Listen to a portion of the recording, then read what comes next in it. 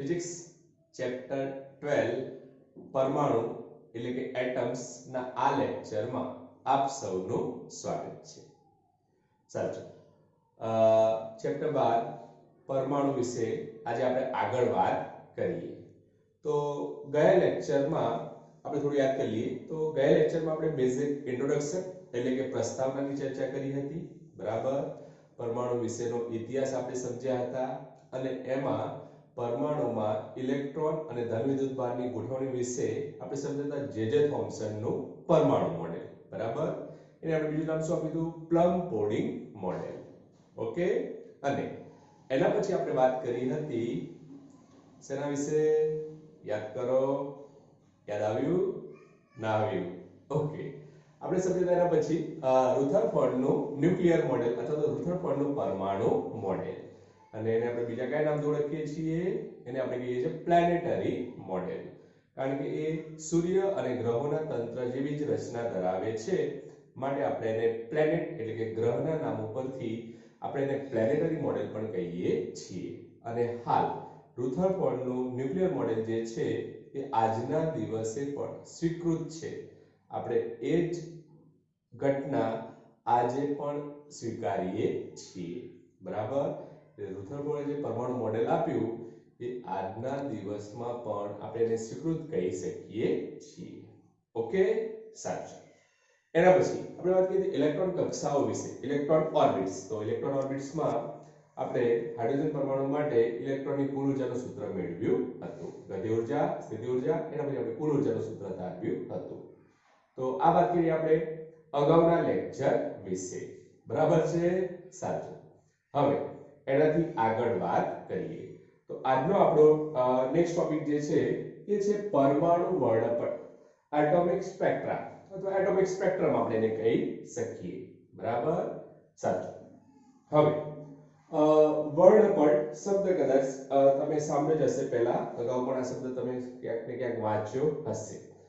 તો normally basically આપણે વાત કરીએ તો ચેપ્ટર નંબર 8 વિદ્યુત ચુંબકીય તરંગો. વિદ્યુત ચુંબકીય તરંગો તમે કંઈક અલગ અલગ ટાઈપના વિદ્યુત ચુંબકીય તરંગો વિશે ચર્ચા કરી હશે ચેપ્ટર નંબર 8 માં. તો એમાં તમે આ રેડિયો તરંગો, માઇક્રોવેવ તરંગો, યુવી, આઈઆર, ક્ષ કિરણો, ગામા કિરણો, બરાબર છે. તો આ બધા જે તરંગો છે એના કારણે આપણને એક વર્ણપટ રચાય છે. એને આપણે કહીએ તો વિદ્યુત ચુંબકીય વર્ણપટ, ઇલેક્ટ્રોમેગ્નેટિક સ્પેક્ટ્રમ. તો એવી જ રીતે આપણે અહીંયા પરમાણુ વર્ણપટની વાત કરવાની છે. બરાબર, સાચું. તો એના માટે આપણા માટે અહીંયા બે શબ્દો છે, વન બાય વન આપણે એને સમજીએ. પહેલો શબ્દ છે ઉત્સર્જન રેખીય વર્ણપટ એટલે શું? સમજો. ટોપિકમાં આ પરમાણુ વર્ણપટમાં આપણા માટે પહેલો શબ્દ છે ઉત્સર્જન રેખીય વર્ણપટ. તો આપણે પહેલા એના વિશે ચર્ચા કરીએ. તો સમજો કે કોઈ પણ વાયુ હોય અથવા તો કોઈ પણ તત્વ હોય, કોઈ પરમાણુ વાયુ હોય અથવા તો આપણે કોઈ તત્વની વાત કરીએ તો શું કરે? પોતાના તાપમાન અનુસાર સતત વિદ્યુત ચુંબકીય વિકિરણનું શું કરે? ઉત્સર્જન કરે. બરાબર, હવે આ જે વિદ્યુત ચુંબકીય વિકિરણનું ઉત્સર્જન કરે એમની તરંગલંબાઈ કેવી હોય? જુદી જુદી હોય. સમજો, ફરીથી કહું છું, શાંતિથી શબ્દો સાંભળજો કારણ કે આમાં થિયરિટિકલ જ છે. એટલે વર્ણનાત્મક તમારે વર્ણન લખવાનું છે, એટલે થિયરિટિકલ શબ્દને ખાસ સાંભળજો અને એને સમજજો. ફરીથી કહું છું કે કોઈ પરમાણુ વાયુ હોય અથવા તો તત્વ હોય એ શું કરે? પોતાના તાપમાન અનુસાર જુદી જુદી તરંગલંબાઈ ધરાવતા વિદ્યુત ચુંબકીય વિકિરણ શું કરે? સતત ઉત્સર્જન કરે છે. હવે જે આપણને આ ઉત્સર્જિત વિકિરણ મળે, આ ઉત્સર્જિત વિકિરણ જે છે એના દ્વારા શું રચાય? વર્ણપટ રચાય.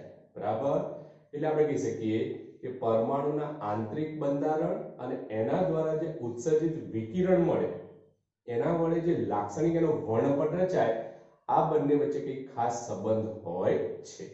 તો આવું આપણે અગાઉના લેક્ચરમાં આ વિશે ચર્ચા કરી હતી. બરાબર, ટૂંકમાં આપણે કહી શકીએ કે પરમાણુ જે આંતરિક બંધારણ છે અને આ પરમાણુ દ્વારા જે ઉત્સર્જિત આપણને વિકિરણ મળે એનું જે લાક્ષણિક વર્ણપટ રચાય, આ બંને વચ્ચે કંઈક ગાઢ સંબંધ હોવો જોઈએ. આવું વૈજ્ઞાનિકોએ પરમાણુના અભ્યાસ ઉપરથી તારણ આપ્યું હતું. બરાબર, સાચું. હવે એનાથી આગળ વાત કરીએ તો આપણે બેઝિકલી કહી શકીએ કે કોઈ તત્વ હોય અથવા તો કોઈ પરમાણુ વાયુ હોય એ શું કરે? પોતાના તાપમાન અનુસાર જુદી જુદી તરંગ લંબાઈ ધરાવતા વિકિરણોનું ઉત્સર્જન કરે છે. આ વિકિરણોના કારણે આપણે શું મળે ત્યાં એક લાક્ષણિક વર્ણપટ રચાય દરેક તત્વ માટે ઉત્સર્જિત વિકિરણના કારણે આપણને એનો વર્ણપટ જોવા મળે છે બરાબર હવે આ પરિસ્થિતિમાં જ્યારે નીચા દબાણે સમજો આ બધી જે રચના છે એ વેક્યુમ કન્ડિશનમાં શૂન્યાવકાશમાં આ બધી કન્ડિશન હોય એટલે આપણી પાસે કોઈ વેક્યુમ ટ્યુબ હોય અથવા કાચની નળી હોય એની અંદર માધ્યમ કયું હોય શૂન્યાવકાશ આ પરિસ્થિતિમાં જે આ કાચની નળી છે અથવા કાચની જે ટ્યુબ છે એમાં મીડિયમ કયું છે શૂન્યાવકાશ હવે આ પરિસ્થિતિમાં એમાં કોઈ પરમાણુ વાયુ અથવા તો બાષ્પને ભરવામાં આવે અને કન્ડિશન રાખવામાં આવે HTLP હવે સમજો HTLP શું દર્શાવે છે તો HT means high temperature LP means low pressure બરાબર સમજો એક ચેમ્બર છે શૂન્યાવકાશી ચેમ્બર છે એમાં આપણે કોઈ પરમાણુ વાયુ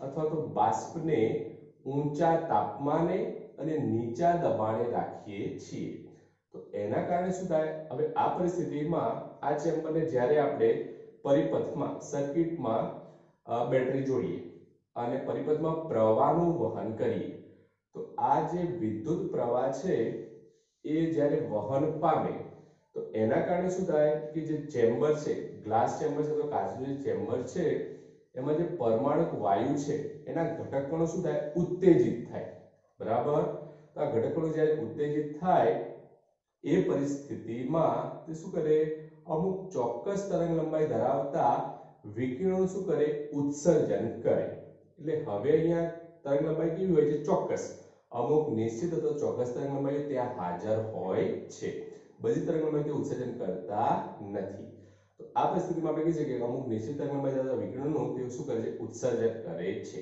ફરીથી કહું છું કન્ડિશન આપણે કીધું ગ્લાસ ચેમ્બરમાં શું કર્યો કોઈ પરમાણુ વાયુ અથવા તો બાષ્પ અને એને આપણે જોડીએ છીએ સપ્લાયમાં સર્કિટ સાથે બેટરી સાથે આ પરિસ્થિતિમાં એમાં વિદ્યુત પ્રવાહ શું કરીએ વહન એમાં જ્યારે વિદ્યુત પ્રવાહને પસાર કરવામાં આવે ત્યાં પરમાણુ વાયુના જે ઘટક કણો છે શું થાય ઉત્તેજિત અવસ્થામાં આવે અને શું કરે દરેક દિશામાં દરેક બાજુએ વિકિરણો શું કરે છે ઉત્સર્જન કરે છે આ જે વિકિરણો ઉત્સર્જન કરે છે એમાં અમુક નિશ્ચિત તરંગલંબાઈ હાજર હોય છે બરાબર હવે આ જે ઉત્સર્જિત વિકિરણ છે એના કારણે જે વર્ણપટ રચાય એ જ વર્ણપટને આપણે શું કહીએ છીએ ઉત્સર્જન રેખીય વર્ણપટ બરાબર તો અહીં આપણે કીધું બેઝિક ડેફિનેશન આ સમજાય એની આપણે વ્યાખ્યા તો અહીં આપણે એને વ્યાખ્યા સ્વરૂપે યાદ રાખી શકીએ છીએ ક્લિયર તો સમજો જ્યારે નીચા દબાણે અને ઊંચા તાપમાને કોઈ પરમાણુ વાયુ કે બાષ્પમાંથી જ્યારે આપણે વિદ્યુત પ્રવાહને પસાર કરીએ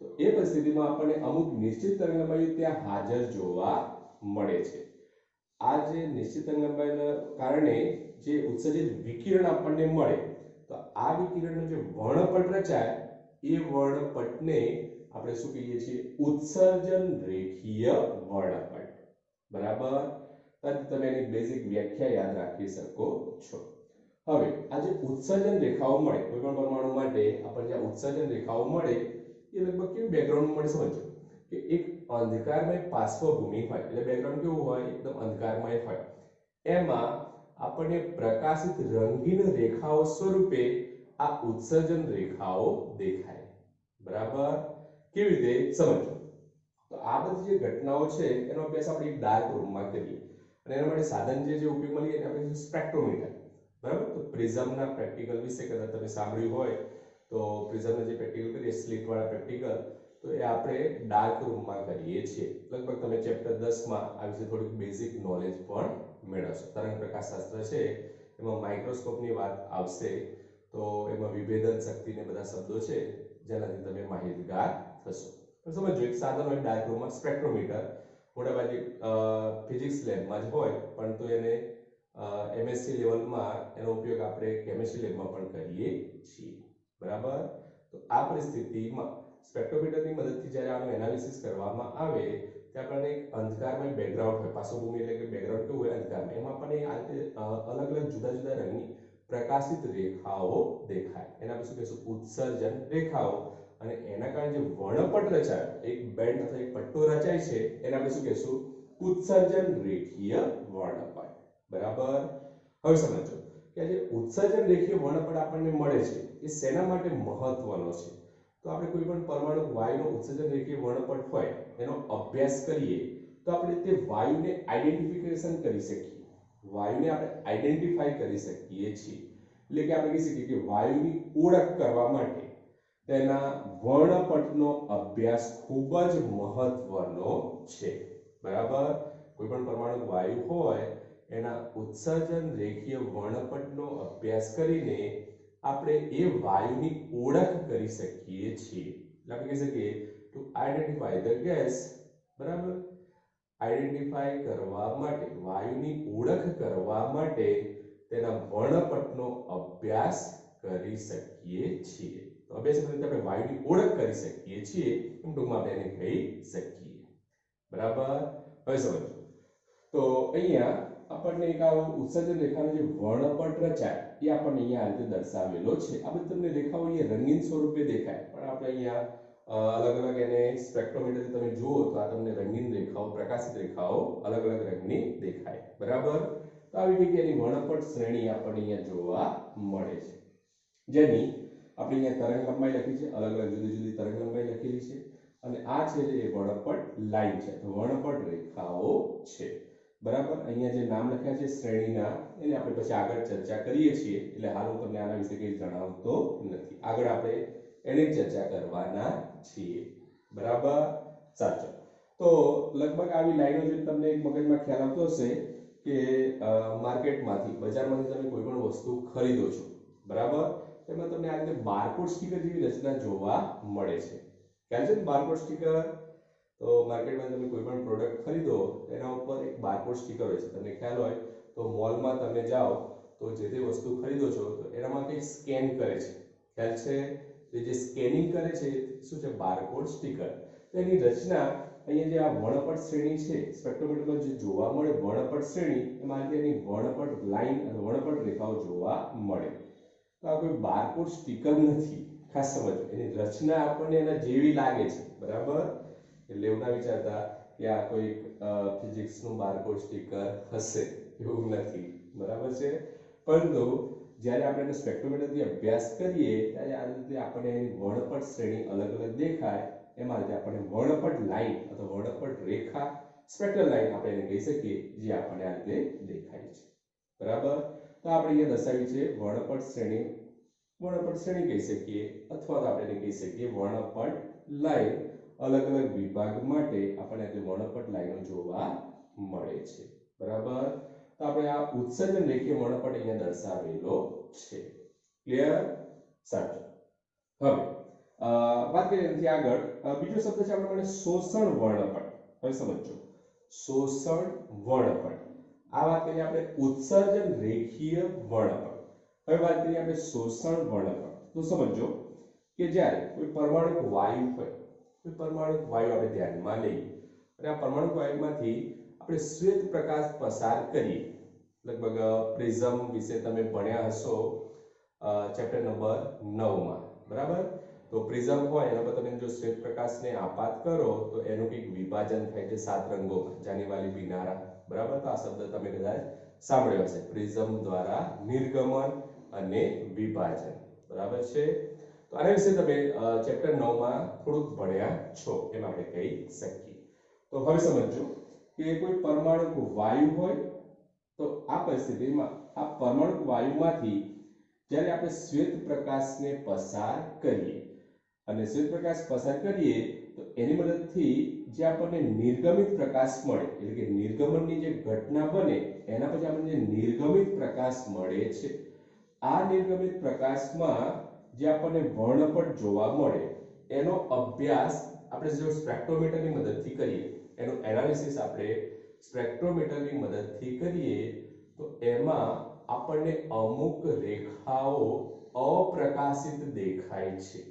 સમજો, ત્યાં આપણે શબ્દ વાપર્યો પ્રકાશિત, અહીંયા શબ્દ શું વાપરે છે? અપ્રકાશિત, અથવા આપણને કાળી રેખાઓ વર્ણપટમાં દેખાય છે.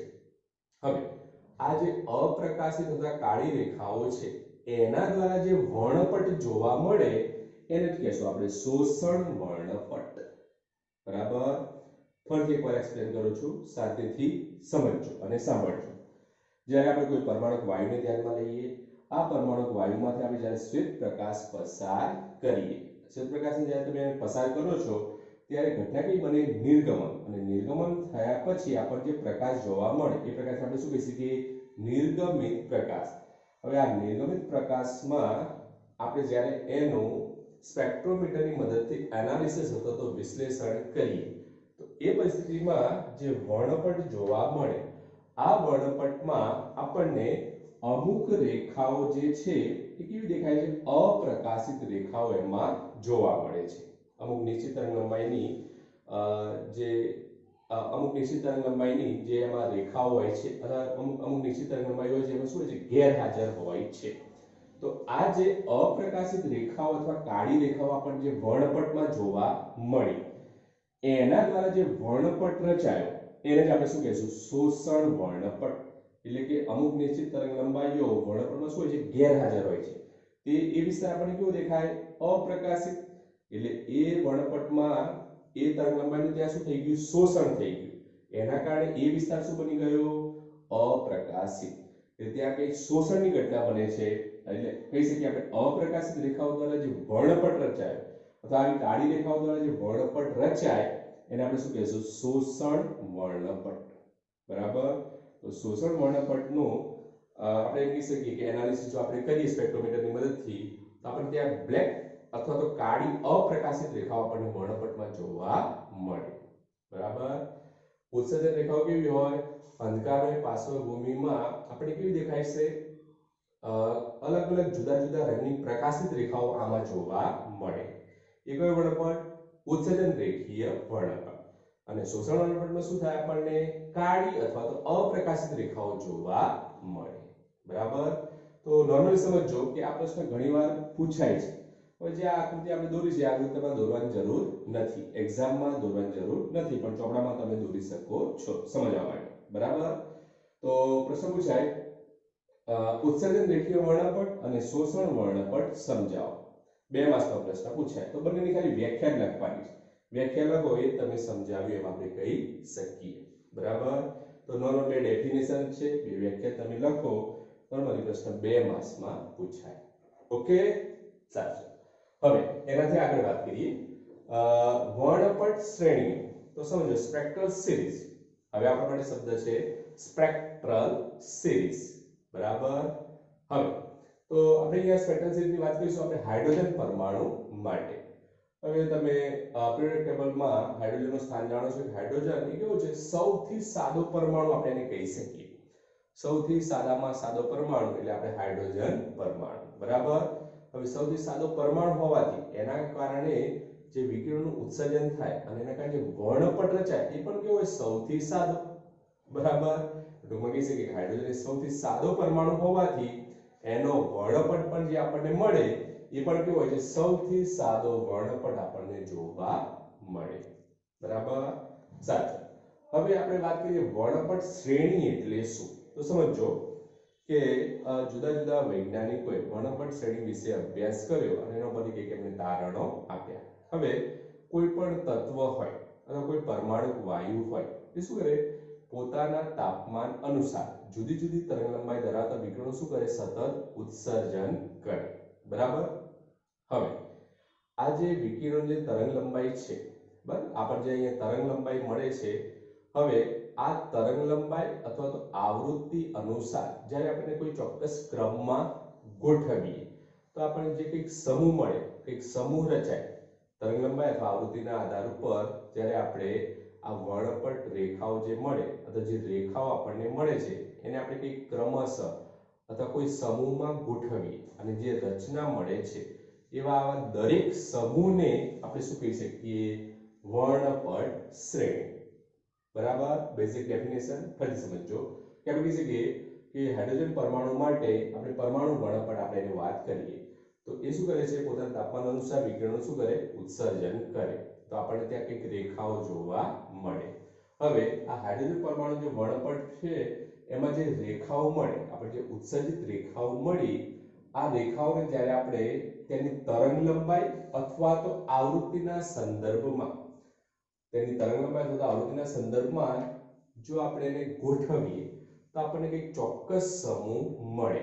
આવા દરેક સમૂહને આપણે કહીએ છીએ વર્ણપટ શ્રેણી બરાબર હવે આવા પરમાણુ વર્ણપટ જ્યારે અલગ અલગ વૈજ્ઞાનિકો અભ્યાસ કર્યો તો એમાં કોઈ એમને કોઈ વ્યવસ્થા અથવા કોઈ નિશ્ચિતતા અથવા કોઈ નિયમિતતા જળવાતી હોય એવું લાગ્યું નહીં શરૂઆતમાં એના પછી સાયન્ટિસ્ટ આવ્યા જોન જેકબ બામર બરાબર નામ છે જોન જેકબ બામર આપણે એને કહીએ છીએ સાયન્ટિસ્ટ પરંતુ એ એક સ્કૂલના શિક્ષક હતા સમજો એક સ્કૂલના ટીચર હતા આ ટીચરે સૌપ્રથમ આવી વર્ણપટ શ્રેણી હાઇડ્રોજન પરમાણુ માટે દ્રશ્ય વિભાગમાં શોધી હતી બરાબર તો વર્ણપટ શ્રેણી શોધનાર સૌપ્રથમ વૈજ્ઞાનિક અથવા તો ટીચર આમ તો આપણે કોઈ પણ વ્યક્તિ કઈ શોધ કરે તો આપણે એને સાયન્ટિસ્ટ કહી શકીએ બરાબર એટલે હતા સ્કૂલના શિક્ષક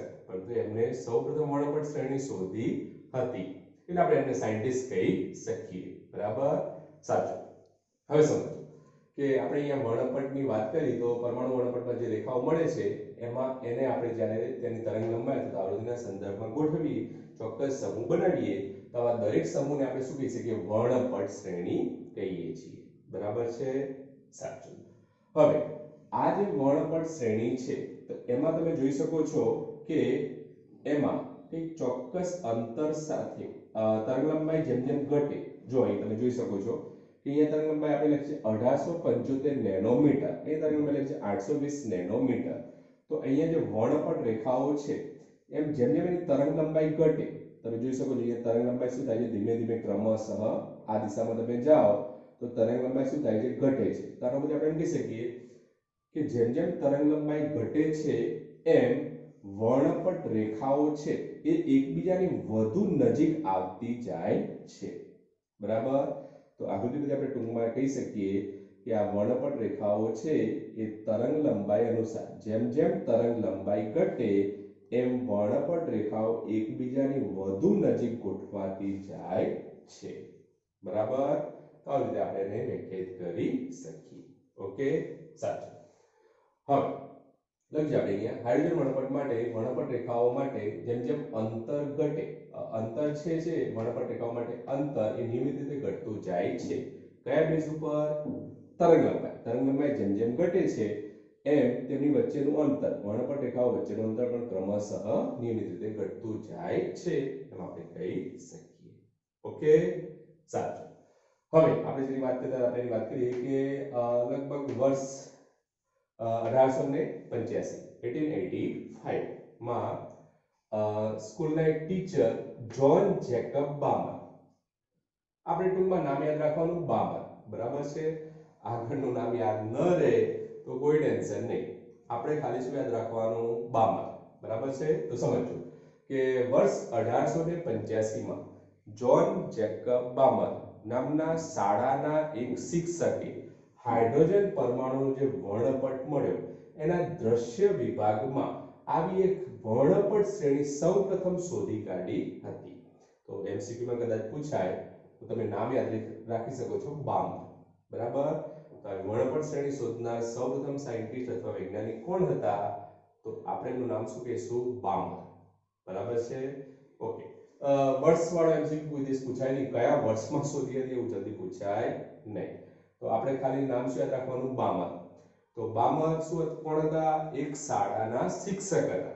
એમને સૌપ્રથમ હાઇડ્રોજન પરમાણુના વર્ણપટમાં દ્રશ્ય વિભાગમાં આવી એક વર્ણપટ શ્રેણી શોધી હતી હવે આ વર્ણપટ શ્રેણી સ્પેક્ટ્રલ સિરીઝ શોધનાર વૈજ્ઞાનિક કોણ હતા બામર તો આવી વર્ણપટ શ્રેણી એમને શોધી માટે વર્ણપટ શ્રેણી નામ શું આપી દીધું એમને બામર શ્રેણી બરાબર જે શોધે એનું નામ પડે બરાબર જે શોધે એનું નામ આવે બરાબર છે તો આપણે પણ એ શોધવાનું જેથી આપણું પણ ક્યાંક નામ આવે બરાબર સાચું હવે બીજું કે ઓનલાઈનમાં તો ઘણા બધાના પેપર તપાસ્યા તો જોઈને એમ લાગે છે કે બોર્ડમાં તો આપણી સ્કૂલનો નંબર આવશે અને આવે સારી વસ્તુ છે કારણ કે પેપર બધા જબરજસ્ત લખો છો મેજોરિટી માર્ક્સ બધાના જોઈએ તો બહુ સારા માર્ક્સ આવે છે બરાબર 20 થી ઓછા તો કોઈના આવતા જ નથી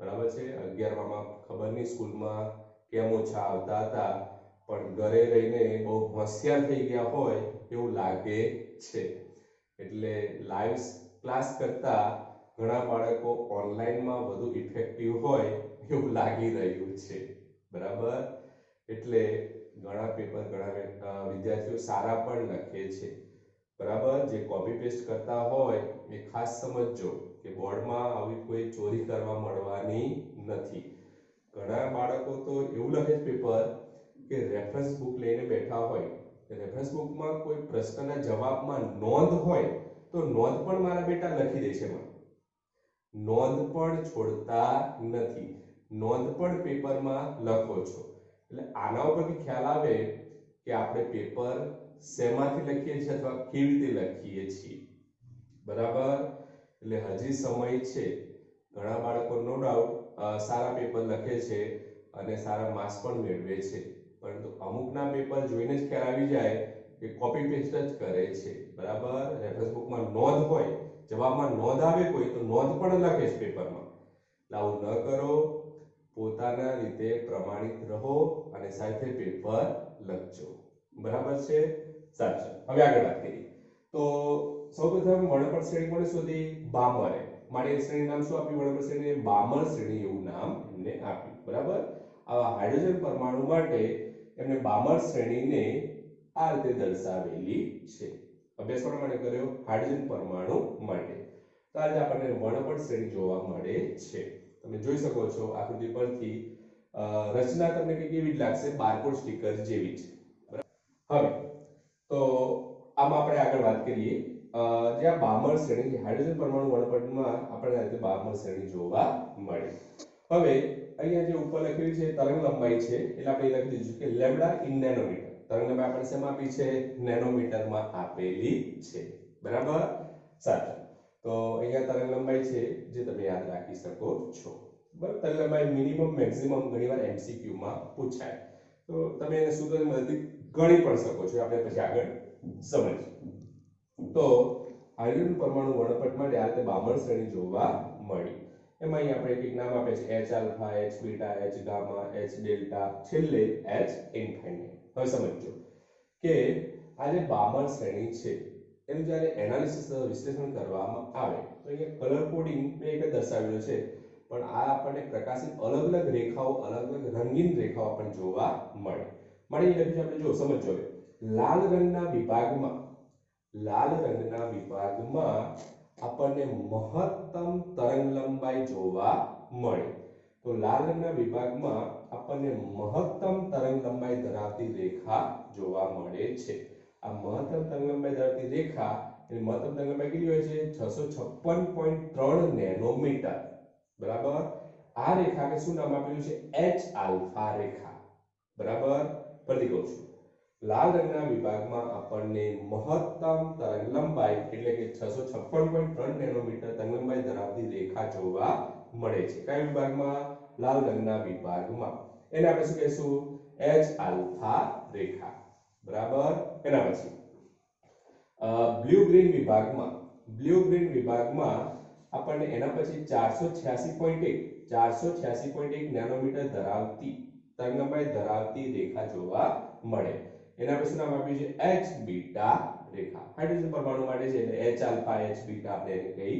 શકીએ ચાલો એના પછીના વિભાગની વાત કરીએ તો જાંબલી વિભાગમાં આપણને તરંગલંબાઈ જોવા મળે છે 434.1 નેનોમીટર ધરાવતી રેખા આપણને જોવા મળે એનું નામ આપ્યું છે H ગામા રેખા તો આપણે ક્રમશઃ alpha beta gamma up to છેલ્લે આપણે લખી શકીએ H ઇન્ફાઇનાઇટ બરાબર તો આ બધા આપણને જુદા જુદા વિભાગમાં આવી આપણને વર્ણપટ રેખાઓ જોવા મળે હવે આકૃતિમાં મેં થોડું બતાવવાનો પ્રયત્ન કર્યો છે કે સમજો કે તરંગલંબાઈ જેમ ઘટતી જાય આ વર્ણપટ લાઈનમાં તમે જોઈ શકો છો વર્ણપટ રેખામાં તમે જોઈ શકો છો કે તરંગલંબાઈ જેમ જેમ ઘટે એમ રેખાઓ એકબીજાની વધુ નજીક આવતી જાય છે તમે જોઈ શકો છો કે અહીંયા 656.3 છે તો પટ્ટો એનો જે છે વર્ણપટ રેખાનો એ રેખા મેં થોડી થીક બતાવી છે જાડી બતાવી છે જો દેખાય છે એના કરતા આનો થિકનેસ આપણે પ્રમાણમાં ઓછી છે, આના કરતા ઓછી બતાવી છે, એના કરતા આની ઓછી બતાવી છે, આમ ક્રમશઃ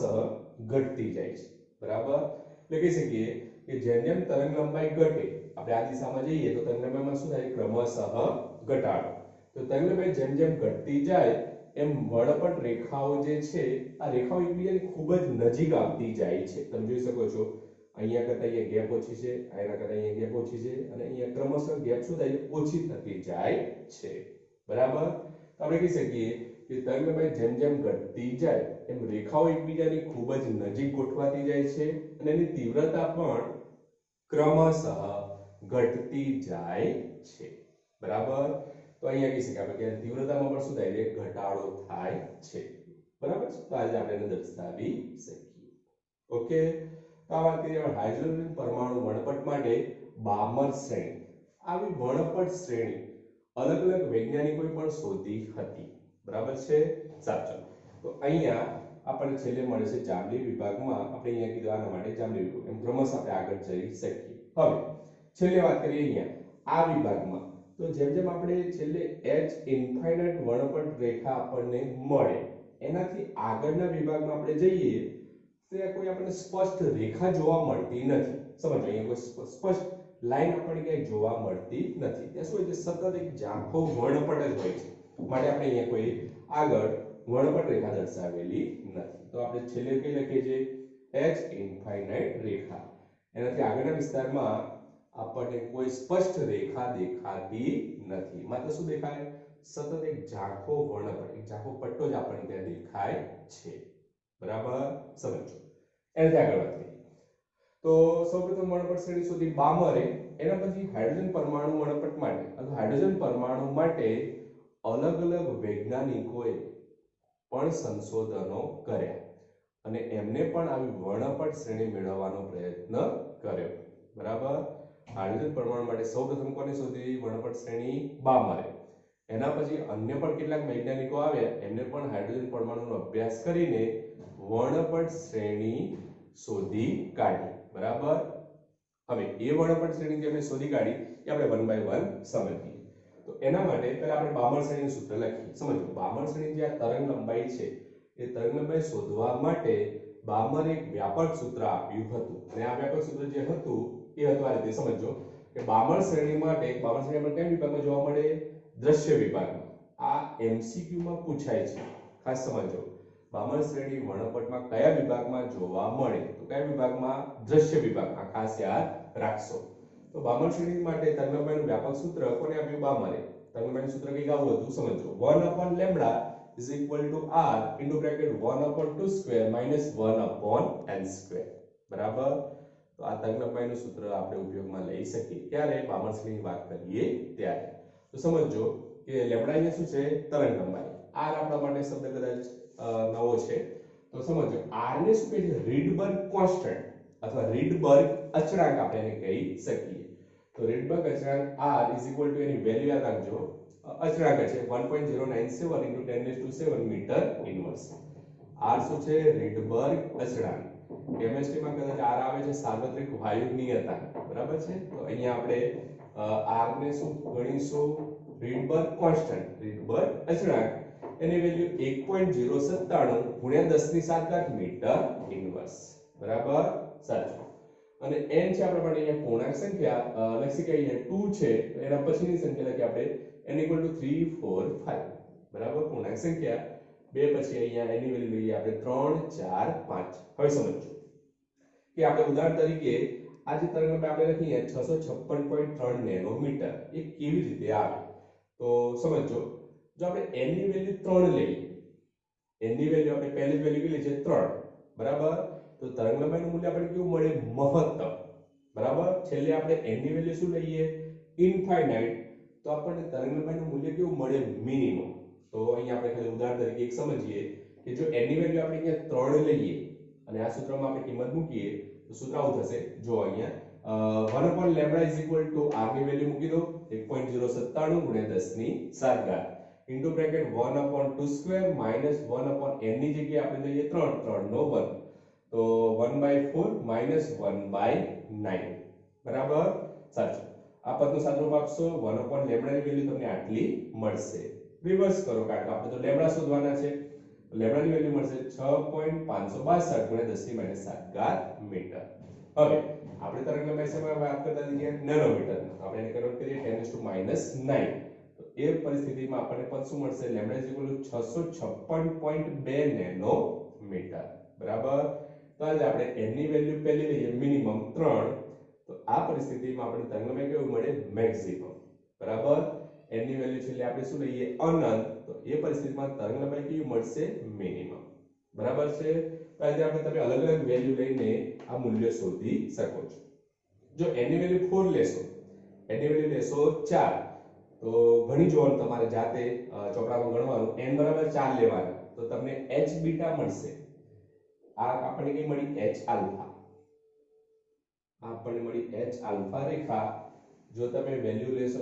n બરાબર 4 તો તમને મળશે કઈ h બીટા અને જવાબ કેટલો આવશે તમારો 486.1 નેનોમીટર બરાબર એ રીતે n બરાબર લેશો 5 તો તમને મળશે h ગામા વેલ્યુ આવશે 434.1 તો તમારે રફ ચોપડામાં જાતે ગણી લેવાનું બરાબર છે સારું તો આપણે વાત કરીએ આ બામર શ્રેણી માટે હવે આપણે કીધું કે આ વર્ણપટ શ્રેણી અન્ય વૈજ્ઞાનિકોએ પણ હાઇડ્રોજન પરમાણુ માટે શોધી કાઢી તો આવા જે અન્ય વૈજ્ઞાનિકો હતા એમને આપણે વન બાય વન સમજીએ તો વૈજ્ઞાનિક આવ્યા લાયમન બરાબર તો એમના નામ ઉપરથી શ્રેણી નામ શું પડ્યું લાયમન શ્રેણી આ બધા નામ જ છે સાયન્ટિસ્ટના પાસ્ચર બ્રેકેટ ફર્ડ બરાબર તો જે વૈજ્ઞાનિકોએ શોધી એ જ આપણે નામ આપેલું છે તો લાયમન શ્રેણી કયા વિભાગમાં જોવા મળે પારજાબી યુવી વિભાગમાં એમસીક્યુ માટે યાદ રાખવાનું લાયમન શ્રેણી આપણને કયા વિભાગમાં જોવા મળે યુવી અથવા તો પારજાબલી વિભાગમાં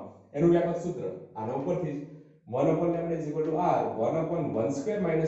1/n² બરાબર છે 1/1² - 1/n² અહીંયા 1 છે તો n ની વેલ્યુ આપણે ચાલુ કરીએ 2 n બરાબર 2 3 4 બરાબર એના પછી પાશ્ચર બ્રેકેટ અને ફંડ આ તમે યાદ રાખી શકો છો ત્રણેય કયા વિભાગમાં જોવા મળશે પારક આઈઆર બરાબર પારક વિભાગમાં આપણને જોવા મળે છે ઇન્ફ્રારેડ સાચું તો પાશ્ચર શ્રેણીનું વ્યાપક સૂત્ર 1/λ = r હવે સમજો અહીંયા 1/1² અહીંયા શું 1/2² પાશ્ચર 1/3² બરાબર તો 1/λ = r 1/3² - 1/n² અહીંયા 3 છે n ની વેલ્યુ 4 5 6 આપણે લખીએ કે આગળ ડેશ ડેશ ડેશ ઓકે એના પછી આવે બ્રેકેટ શ્રેણી એ પણ કયા વિભાગમાં પારક અહીંયા 3² અહીંયા શું આવશે 4² બાકી બધું સેમ અહીંયા 4 આવે તો n ની વેલ્યુ ચાલુ કરો 5 6 ડેશ ડેશ ડેશ બરાબર ચલો એના પછી કયા વૈજ્ઞાનિક આવ્યા ફંડ શ્રેણી એ પણ કયા વિભાગમાં જોવા મળે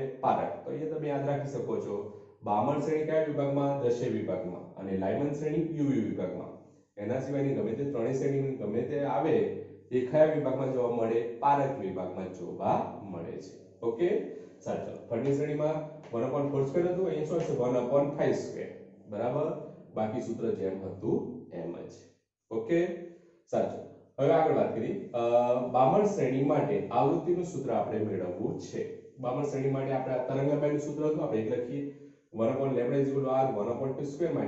1/n².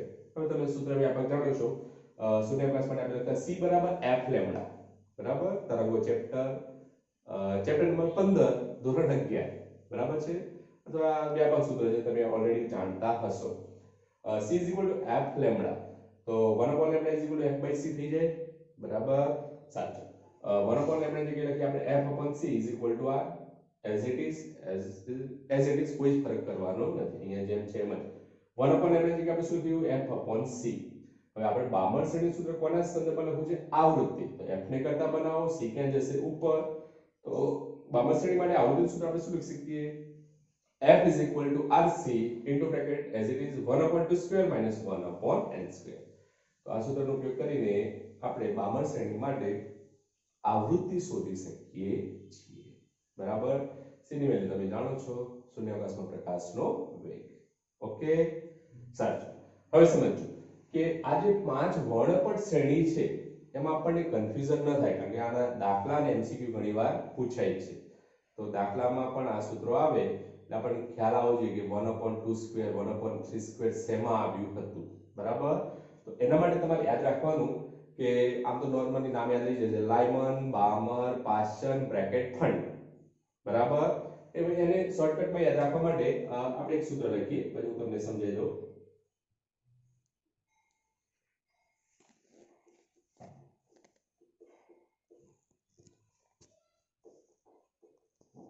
સાચું. શું લખ્યું છે પછી સમજાવું. સિરીઝ યાદ રાખવાની મેથડ છે. આમ તમે વાંચો શું વંચાય. હવે નોર્મલી આપણે હોસ્ટેલમાં રહેતા હોઈએ, બરાબર. હવે હોસ્ટેલમાં આપણને ભૂખ લાગે, કારણ કે જમવાનું મળે અને સિવાયના ટાઈમમાં આપણને ભૂખ લાગે. હવે એના માટે શું થાય કે રવિવારે જ્યારે વાલી તમને મળવા આવે ત્યારે તમે કહો કે કંઈક ફંડ આપો, પૈસા આપો વાપરવા, જેથી હોસ્ટેલમાં જ્યારે રજા પડે ત્યારે નાસ્તો લઈ આવી શકાય બહારથી. એટલે ફંડ જોઈએ. આપણે શું જોઈએ? ફંડ. કોની પાસેથી માંગીએ છીએ આપણે? બાપા પાસેથી, વાલી પાસેથી જ માંગીએ છીએ, બરાબર. આ સમજવા માટે જો, આ કોઈ એક્ઝામમાં કે લખવાનું નથી અથવા કોઈ તમને ટેક્સ્ટ બુકમાં પણ જોવા મળશે નહીં. આ માત્ર એક મેથડ છે, ટ્રીક છે સમજવા માટે. અને આ સિરીઝને તમારે યાદ રાખવા માટે કે શેમાં 1/1² હતું, શેમાં 1/4² હતું, આ યાદ રાખવા માટે. હવે સમજો. સૂત્ર શું છે યાદ રાખવાનું? લાઈ બાપા બ્રેકફાસ્ટ માટે ફંડ. શું યાદ રાખવાનું? લાઈ બાપા બ્રેકફાસ્ટ માટે ફંડ. આવું સૂત્ર તમારે યાદ રાખવાનું. હવે સિરીઝમાં તમારે પહેલું શું યાદ રાખવાનું? લાયમેન. લાયમેનમાં શું આવે? 1/1². પહેલું શું આવે? 1. એટલે સિરીઝ છે 5. તો પહેલી કઈ આવે? લાયમેન. અહીંયા શબ્દ લખ્યો છે લાઈ. લાઈ એટલે કે 1. પછી બા. બા એટલે કે 2. પા એટલે કે 3. બ્રેકફાસ્ટ એટલે કઈ? બ્રેકેટ એટલે કે નંબર 4. અને ફંડ એટલે કે નંબર 5. ચલો થઈ ગયું. તો આ રીતે તમે આ વ્યાપક સૂત્ર અથવા તો વાક્ય યાદ રાખી શકો છો. તો આ સૂત્ર યાદ રાખવાનું, લાઈ બાપા બ્રેકફાસ્ટ માટે ફંડ. ગુજરાતી વાક્ય છે, યાદ આપણને રહી જાય. તો લાઈ એટલે કે 1/1². જો 1/1², બાકી બધું તો એઝ ઇટ ઇઝ, બરાબર. 1. બાપા. બા એટલે કે બામર. બામરમાં શું આવે? 2, બરાબર. પછી પા એટલે કે પાસ્ચન. શું આવે? 3. એના પછી બ્રેકફાસ્ટ એટલે શું લેવાનું? બ્રેક એટલે કે બ્રેકેટ. બ્રેકેટ એટલે કે 4. ફંડમાં શું આવે? 5, બરાબર. તો તમે સૂત્ર યાદ રાખશો. આ તમને કોઈ રેફરન્સ બુકમાં ક્યાંય જોવા મળશે નહીં. આ એક સૂત્ર આપણે જાતે જ બનાવેલું છે યાદ રાખવા માટે, બરાબર. તો આ સૂત્ર યાદ રાખશો તો તમે સ્પેક્ટ્રલ સિરીઝ વર્ણપટ શ્રેણી યાદ રાખી શકશો અને કન્ફ્યુઝન નહીં થાય કે પાસ્ચન અથવા બ્રેકેટમાં 4 હતું કે 3 હતું કે 5 હતું. આવું કોઈ કન્ફ્યુઝન રહેશે નહીં. આ માત્ર તમે યાદ રાખશો, બરાબર છે. તો આ લેક્ચરમાં આપણે આટલે સુધી રાખીએ છીએ. મળીશું પાછા નવા લેક્ચર સાથે. Okay, good bye.